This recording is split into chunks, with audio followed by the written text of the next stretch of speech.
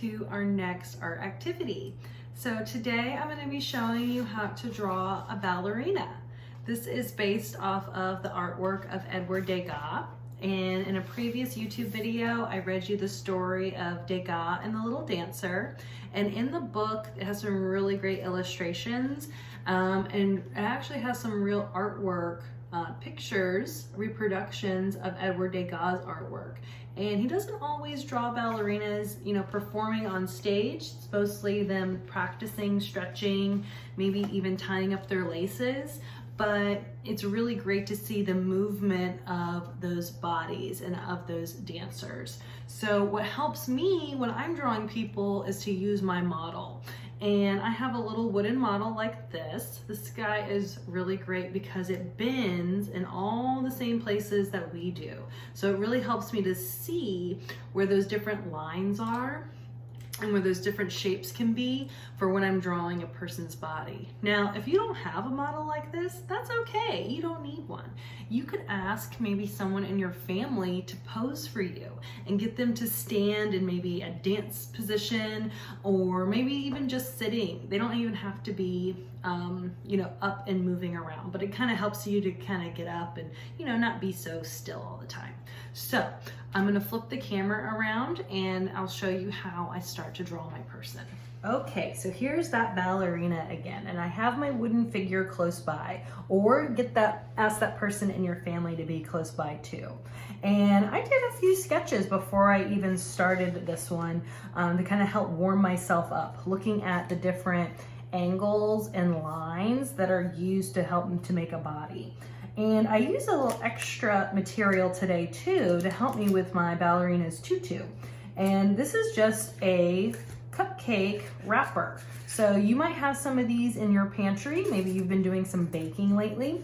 And you don't have to go out and get one if you don't have one. You could always cut a little circle from a piece of paper, or you could just draw it. You don't need to have that at all. So let me get my white unlined paper, and I started with my cupcake liner actually, and it kind of helped to set my little tutu for my ballerina. And I'm just going to use a little bit of glue on my folded over wrapper, and wipe some of the extra glue off my finger, and I'm just going to place that right in the middle of my paper. If you don't have a bottle glue, glue stick works too, so don't worry. Again, if you don't even have the wrapper, don't worry about it. You can always just draw a little half circle that would be for a tutu, and then you could add some little extra lines in there also. So as I'm drawing my ballerina or my person, I'm gonna start to draw them. This is their waist where their tutu is. So everything above here is gonna be my torso. That would be kind of like a nice ovally shape. And then I would start to draw their arms, maybe with some long rectangles.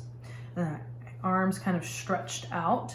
And hands can be a little tricky. So you could give your person a mitten hand, or maybe just a little oval for a hand too. Now our arms start here at the top of our torso. That makes our shoulders. So this arm is going up a little bit. So first it's gonna come straight out, and then I'm gonna bend it up at the elbow. And it's kind of a sharp bend. It's not like a piece of limp spaghetti. You wanna make sure you're showing that bone that's in that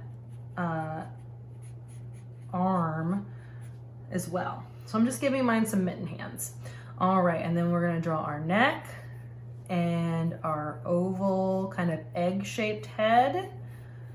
Ballerinas typically have their hair kind of pulled back in a little bun. So I'm gonna give her a little circle right there. Okay, so I'm not gonna worry about a face quite yet either. All right, now I'm gonna look down at the legs, and the legs are kind of moving like she's prancing or kind of skipping across the stage. So remember that the tutu is covering part of her legs. So maybe I would just see a little bit of the upper leg and then start to bend it down to create that knee, and then kind of up on a point for that foot. Now that is a little tricky for me. I'm not gonna lie, that ankle looks kind of fat. So you know what? Let's erase it. Let's try it again. That's why I am starting off with a pencil, because we don't always get it right the first time. Oh, that looks much better. A little bit skinnier, like a dancer's leg would be, and like it would fit her body too. Proportion is a big thing when we're doing a person. We want to make sure that our size relationships look correctly, and so that way the legs aren't too long for the body. Everything looks as if it's going to fit on the same person. So I think here, this leg got a little bit too far to the side, so let's put a little bit closer, and then we're gonna bend that leg so it's gonna come out. There we go. Again, let's watch that ankle, not too fat back there. Ooh, and let's point that toe. Point the toe. And a little bit of a heel on the back. And then I just kind of add a little extra lines or two to show her ribbons for her shoes. All right, so I can always clean this up later and make this a little bit straighter. That's what, again, starting with a pencil is the way to go.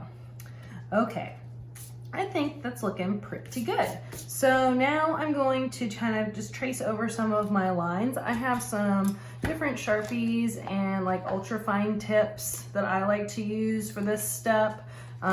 Use whatever it is you have. If you have color pencils, use colored pencils. If you're using crayons, oil pastels, you know, you don't have to have or go out and buy these materials. Just use whatever it is you have on hand. Use the people in your family to kind of help you to draw and to make your person. I'm gonna give a little extra detail to the hair. Line is a great way that we can start to add, you know, a face. I'm just gonna have our eyes closed, little nose, little mouth. Just gonna smile a little bit. And lines can be a great way that we start to add some texture to our picture as well. So perhaps I am gonna draw, you know, some lines like I did in her hair to kind of show that it's got that kind of quality to it. I'm gonna make this arm a little bit shorter now that I am starting to trace. And then I go back later with my eraser and I erase everything. I have a great little rhyme that I like to tell my students, which is I draw light until I've got it right. And then I don't see those heavy pencil lines. So when I am drawing things out like I just did, kind of lightly on my paper, so that way when I need to go back and maybe clean some things up, it's so much easier for me to do because there's not those heavy, dark pencil lines because I've pressed so hard with my pencil. So keep that in mind. When you are drawing, start out lightly and then you can erase those pencil marks and really make a nice, more finished looking picture. Now my ballerina needs a little bit more on her top. So let's see, I think this one, I'm gonna give her a teal top, kind of straps for her outfit over her shoulders and then fills in the rest of her body. Is gonna match her tutu. And then I can do maybe a ribbon in her hair, or perhaps she could have some leggings, or give her some color on her shoes. And I'm not even doing like a skin tone or anything else like that, but if you want to, go for it. If you got the crayons or the colored pencils that have those skin tones, do it.